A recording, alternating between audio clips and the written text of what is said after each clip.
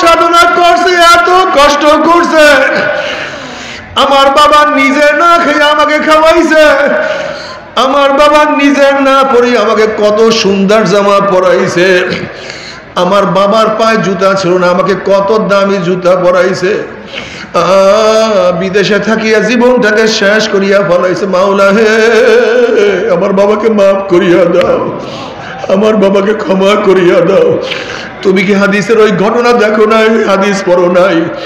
জনাবে মুহাম্মদ রাসূলুল্লাহ সাল্লাল্লাহু আলাইহি ওয়াসাল্লাম ফরমান, যখন এতিম বাচ্চা মক্তবে গিয়া বিসমিল্লাহির রহমানির রহিম বলিয়া টান দেয়, আমার মাওলা ডাক দিয়ে বলে, হে ফেরেশতারে, আমার না বলে, সে আমাকে বলছে রহমান, সে আমাকে বলছে রহিম। আমি রহমান, আমি রহিম, আমি রহমান, আমি রহিম। এই বাচ্চা আমাকে রহমান রহিম বলিয়া ডাক মারছে। এরপরেও যদি ওর বাবা মার কবরের মধ্যে আমি শাস্তি দেই, আমার রহমান গিরি থাকে না, রহিম গিরি থাকে না। এই ফেরেশতারা সাক্ষী দেয়, এতিম রহমান বলার সাথে সাথে, এতিম রহিম বলার সাথে সাথে ওর কবরে আযাব মাফ করিয়া দিলাম। ওর বাপ মার কবর আযাব মাফ করিয়া দিয়েছি। এ মুসলমান বাবারা, তুমি কোন সন্তান জন্ম দিছ? তোমার সন্তান তো দাঁড়াইয়া প্রসাব করে, তোমার সন্তান মদের মধ্যে পড়িয়া থাকে, ডুবিয়া থাকে, তোমার সন্তান জুয়ার মধ্যে ব্যস্ত, তোমার সন্তান গুনার মধ্যে লিপ্ত। তুমি কি জানো কি সন্তান জন্ম দিছ? কিয়ামতের ময়দানে সন্তানরা বলবে, মাওলা হে, যেই বাপ মার কারণে আমি জাহান্নামী হয়ে গেছি, ওই বাপ মাকে নিয়ে আসো, ওদেরকে পায়ের মধ্যে ডলিয়া পাড়াইয়া তারপর আমি জাহান্নামে যাব।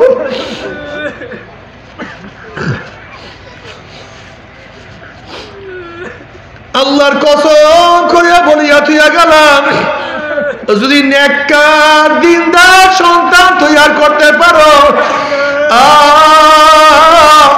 তুমি কি হাদিসের মধ্যে দেখো না, জান্নাতীরা যখন জাহান্নামীদের কাতারের মধ্যে থেকে হাঁটতে থাকবেন, অমনি জাহান্নামীদের কাতারের মধ্য থেকে জান্নাতীরা বলে, আব্দুল্লাহ ভাই কই যাও? ও আমার ছেলে, তুই কই যাও? তখন ছেলে বলবে, আব্বু আমি তো জান্নাতে যাই। তখন ওই ছেলেকে বাবা ডাক দিয়া বলবে, ছেলে তুই কি দেখোস না আমি জাহান্নামের কাতারে দাঁড়াইয়া গেছি, তুই জান্নাতে যাস আর আমি জাহান্নামের কাতারে দাঁড়াইয়া গেছি, তুই কি দেখোস না? হে আমার ছেলে, তোর জন্য কত চেষ্টা করছি, কত সাধনা করছি,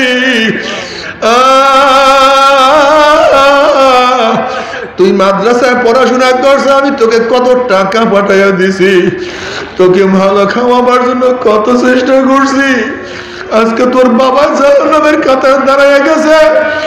অমনি ছেলে বাবার হাত খানা খপ করে ধরবে, ধরিয়া টানিয়া টানিয়া আমার মাওলার কাছে নিয়ে যাবে, বলবে, মাওলা রে, আমার বাপ মাকে যদি তুমি মাফ না করো, জান্নাতে না দাও, আমি জান্নাতে যাব না।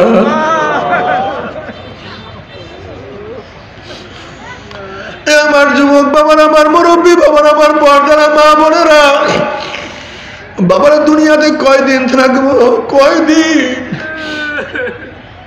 তুমি কি দেখো না, যারা সারাদিন আড্ডা মারে তাদের দিন চলিয়া যায়, যারা নামাজ পড়ে তাদেরও দিন চলিয়া যায়, যারা সারাদিন গানের মধ্যে লিপ্ত তাদেরও সূর্য ডুবে, আর যারা জিকিরের মধ্যে লিপ্ত তাদেরও সূর্য ডুবে, যারা সারা রাত্র ইবাদতের মধ্যে লিপ্ত তাদেরও সূর্য উদয় হয়, আর যারা সারা রাত্র গুনার মধ্যে লিপ্ত তাদের জন্য সূর্য উদয় হয়। তুমি কি জানো, যারা আমার মাওলাকে রাজি খুশি করিয়া কবরে যাইবে, জনাবে মুহাম্মদ রাসূলুল্লাহ সাল্লাল্লাহু আলাইহি ওয়াসাল্লাম রওজার সাথে সুরাক হয়ে যাবে, রাস্তা হয়ে যাবে। বলবে মান হাজার রজুল, চেন ওই ব্যক্তিকে।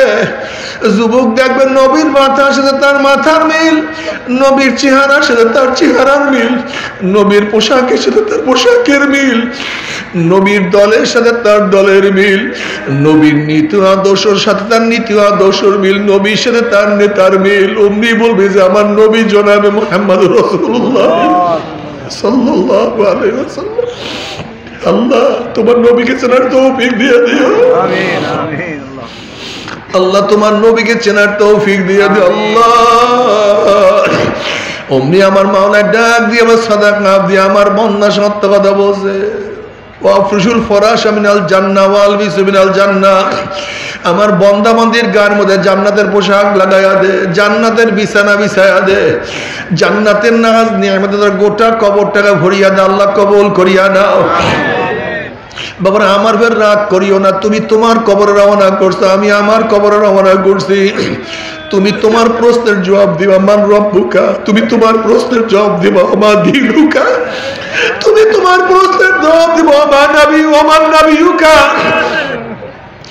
আল্লাহ না করুক, আল্লাহ না করুক, যদি প্রশ্নের জবাব দিতে নাই পারো, কবরের দুই পাশের মাটি এত জোরে চাপ মারবে, চাপে এক পাদরে হাঁটি আর এক পাদরে লাগাইয়া ফেলাইবে।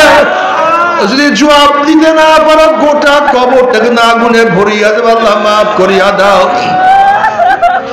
আযাবুল কবরে হাক্কুন, কবরে আযাব সত্য, কোনো সন্দেহ নাই। তুমি কি বাবা ওই হাদিস দেখো না, জনাবে মুহাম্মদুর রাসূলুল্লাহ সাল্লাল্লাহু আলাইহি ওয়াসাল্লাম জান্নাতুল বাকির মধ্যে ঘোরেন আর কবরবাসী দেখতে আছেন। কোন কবরবাসীর অবস্থা কি? এক কবরের কিনারে গিয়ে দেখেন কবরের মধ্যে আযাব চলতে আছে। নবী আলাইহিস সালাতু ওয়াস সালাম কবরের কিনারে দোয়া করা শুরু করলেন, কিন্তু যতই দোয়া করেন দোয়া কবুল হয় না। আল্লাহ পাক ডাক দিয়ে বলে আমার হাবিব গো, গোটা নবীরা দোয়া করলে আমি তোমাদের দোয়া কবুল করব না। নবী আলাইহিস সালাতু ওয়াস সালাম বলেন মাওলা কেন আমাদের দোয়া কবুল করবা না? আল্লাহ পাক বলেন যতক্ষণ পর্যন্ত কবরবাসীর মা তাকে মাফ না করবে ততক্ষণ পর্যন্ত আমি তোমাদের দোয়া কবুল করব না। হে আমার যুবক বাবারা, মুরব্বী বাবারা, যারা বাপ মার সাথে বেয়াদবি করো খবরদার, বাপ মা না মাফ করলে উপায় হবে না। যারা বাপ মার সাথে বেয়াদবি করছো আজকে রাত্রে গিয়ে তাদের পাও জড়াইয়া ধরবা, তাদের পাও জড়াইয়া কান্না কেটে করবা, মা ও আমার বাবা যতক্ষণে মাফ না করবেন পাও ছাড়বো না।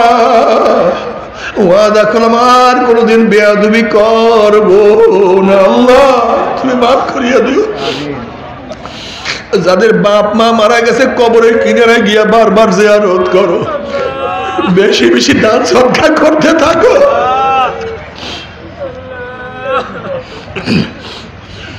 নবী আলাইহিস সালাতু ওয়াস সালাম বলেন কবরবাসীর মা কে আছো জলদি আসো, তোমার ছেলের আযাব চলতে আছে। এক বৃদ্ধা মহিলা কবরের কিনারে হাজির হয়ে গেছে। নবী আলাইহিস সালাতু ওয়াস সালাম বলেন তোমার ছেলের আযাব হইতে আছে, তুমি তোমার ছেলেকে মাফ করিয়া দাও। মহিলা বলতেছে আমার ছেলের আযাব চলতেছে, আমি মাওলার শুকরিয়া আদায় করতে আছি। নবী আলাইহিস সালাতু ওয়াস সালাম বলেন আবার কেমন কথা, তোমার ছেলের আযাব চলতে তুমি শুকরিয়া আদায় করতে আসো? তখন মহিলা বলছে ইয়া নবী আল্লাহ ইয়া রাসূলুল্লাহ ঘটনা শুনেন। এই বাচ্চা যখন আমার গর্ভের মধ্যে ছিল তার বাবা দুনিয়ার থেকে বিদায় হয়ে গেছে। সে জন্ম হওয়ার পরে তার চেহারার দিকে আমি তাকাইয়া রইছি, সে আস্তে আস্তে বড় হয় তার চেহারার দিকে তাকাইয়া থাকে। আমার সুখ দুঃখ সব তার চেহারার দিকে তাকাই মিলিয়ন করাইয়া বলে ইয়া নবী আল্লাহ ইয়া রাসূলুল্লাহ আমি আর কোনোদিন বিবাহ বসলে তার চেহারার দিকে তাকাইয়া থাকি। ইয়া নবী আল্লাহ ইয়া রাসূলুল্লাহ সে বড় হইল, আমি তাকে বিবাহ করাইলাম, কিন্তু বিবাহ করার পরে কষ্ট আফসোস, সে এখন আমার কথা শুনে না, তার স্ত্রী যা বলে তাই সে শুনে। মনের মধ্যে খুব ব্যথা, সহ্য করতে পারি না, কিছু বলতেও পারি না। ইয়া নবী আল্লাহ ইয়া রাসূল একদিন কি যেন তার স্ত্রী তার কানে কানে বলছে, বলার সাথে সাথে আমার ছেলে আমার মাথার উপর একটা বাড়ি মারছে। বাড়ি মারার সাথে সাথে আমার মাথাতে রক্ত বাইর হওয়া শুরু হয়ে গেছে। তখন আমি মাওলার কাছে বললাম মাওলা দুনিয়াতে আমার ছেলেকে আযাব দিলে কষ্ট দিলে আমি সহ্য করতে পারবো না, কিন্তু কবরে নিয়ে আমার ছেলেকে তুমি ছাড়বা না। ইয়া নবী আল্লাহ, ইয়া রাসূলুল্লাহ, আমার দোয়া মাওলা কবুল করছে, এর জন্য মাওলার শুকরিয়া আদায় করতে আসি। নবী আলাইহিস সালাতু ওয়াস সালাম চিন্তা করছেন এই ব্যক্তি, এই মহিলা খুবই কষ্ট পাইছে, যতক্ষণ কবরে আযাব না দেখবে তার ছেলেকে মাফ করবে না। মাওলার কাছে বললেন, মাওলা হে, যতক্ষণ পর্যন্ত মহিলা তার কবর আযাব না দেখবে ততক্ষণ পর্যন্ত তাকে মাফ করবে না, তুমি তাকে একটু কবরে আযাব দেখায়া দাও। যখনই ওই মহিলা কবরে আযাব দেখা শুরু করছে, এখন চিল্লার বলে, ইয়া নবী আল্লাহ, ইয়া রাসূলুল্লাহ, আমি আমার ছেলেকে মাফ করিয়া দিলাম, মাফ করিয়া দিলাম। ইয়া নবী আল্লাহ, আযাব তো কেউ সহ্য করতে পারে না, আমার ছেলে শরীরের সমস্ত চামড়া খুলিয়া ফেলানো হয়েছে, গোটা কবরটা জাহান্নামের আগুনে ভরিয়া গেছে। ইয়া নবী আল্লাহ, তার উপরে গুর্জের বাড়ি, এই আযাব তো কেউ সহ্য করতে পারে না। আল্লাহ আল্লাহ, তুই আমাদের সবাইকে মাফ করিয়া দাও। এর জন্য আমার যুবক বাবারা, আমার মুরব্বী বাবারা, খবরদার, বাবা মার সাথে বেয়াদবি করিও না। বাবা মার সাথে বেয়াদবি করলে কোনো উপায় হবে না। এই কবরের মধ্যে হাজার হাজার হাজার হাজার বছর থাকতে হবে, এরপরে কিয়ামতের ময়দান। আল্লাহ, তুই আমাদের সবাইকে মাফ করিয়া দাও।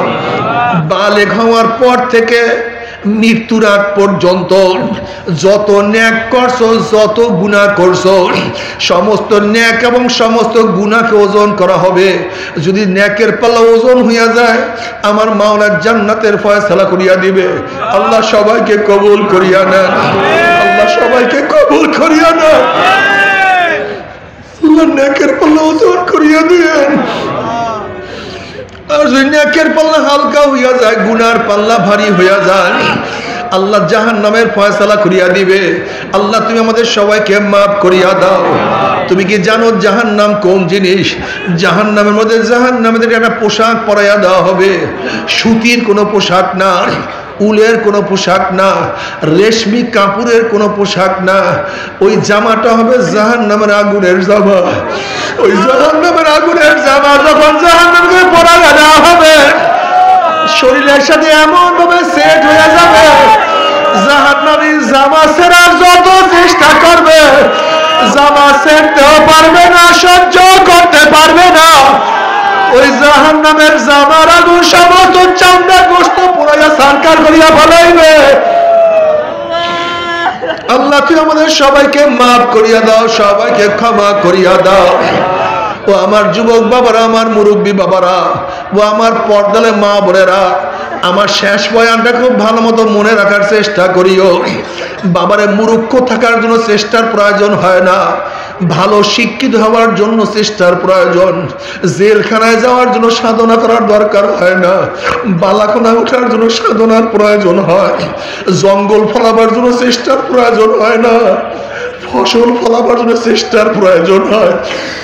জাহান্নামে যাওয়ার জন্য চেষ্টার দরকার হয় না, কিন্তু জান্নাতে যাওয়ার জন্য চেষ্টা লাগবে, সাধনা লাগবে।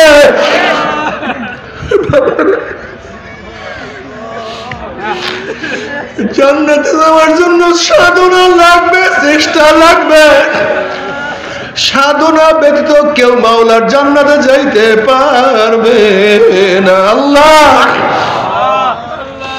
তবে মুমিন মুসলমান বলতে সবাই মনে চায় গুনার থেকে ফিরিয়া নেক আমল করিয়া মাওলার জান্নাত, কিন্তু সবাইরই যাইতে মনে চায়। গুনাহ নিয়া মাওলার জাহান্নামে কাউরি কিন্তু যাইতে মনে চায় না। কিন্তু কেনই বা আমরা নেক আমল করতে পারি না, কেনই বা গুনার কাম ছাড়তে পারি না? এর মূল কারণ আপনার এবং আমার পিছনে নফস এবং শয়তান লাগিয়া রয়েছে। এই নফস এবং শয়তান থেকে ফেরার জন্য যে কোনো একজন হক্কানি আল্লাহর ওলির হাতে হাত দিতে হবে রে বাবা।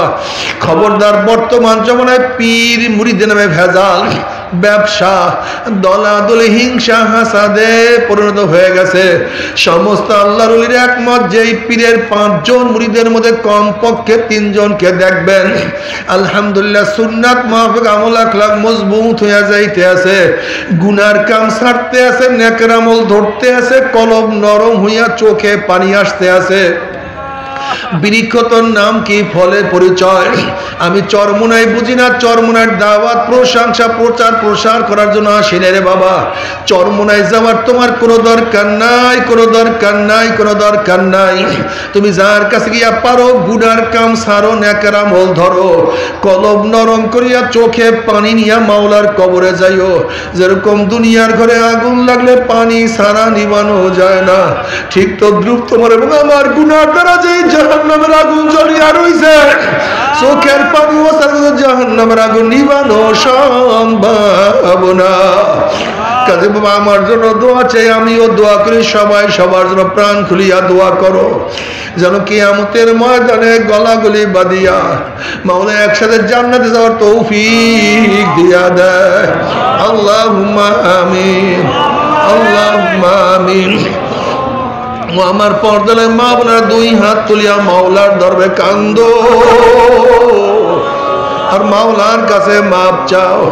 কান্না না আসলে মনের ভিতরে মন একদিন এই ঘরের দরজা দিয়ে নতুন বউ হইয়া উঠছিল রে মন। কত মেয়েগুলোকে শরবত খাওয়াইছে, কত মেয়েগুলোকে মাতাস করছে, আবার একদিন এই ঘরের দুয়ার দিয়ে মরালা শুয়া বাইর হব।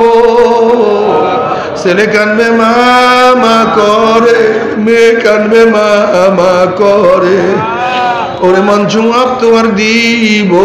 আল্লাহ আল্লাহ কত আলেম ওলামাদের হাত তুললাম রে মাওলা। আল্লাহ কত সাদা দাড়িওয়ালা ভাইদেরকে নিয়ে হাত তুললাম রে মাওলা। আল্লাহ কত বেগুনার নামলেক তালবে ইলম ভাইদেরকে নিয়ে হাত তুললাম রে মাওলা। আল্লাহ কত জাকিরিন শাকিরিন তোমার খাস খাস বান্দাদেরকে নিয়ে হাত তুললাম রে মাওলা।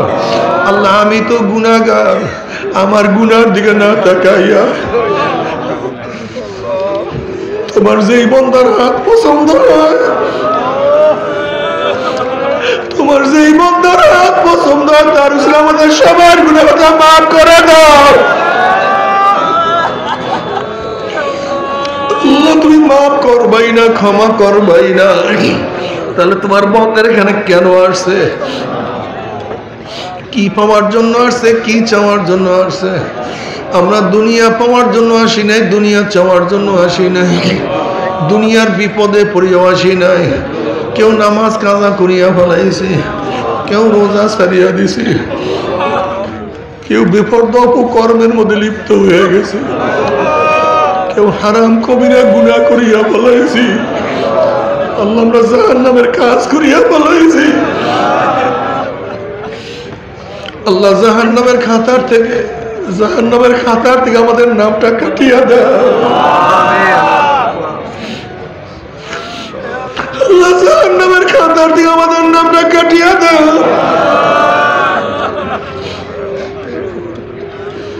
আল্লাহ জান্নাতুল ফিরদাউসের মধ্যে আমাদের নামটা উঠায় নাও।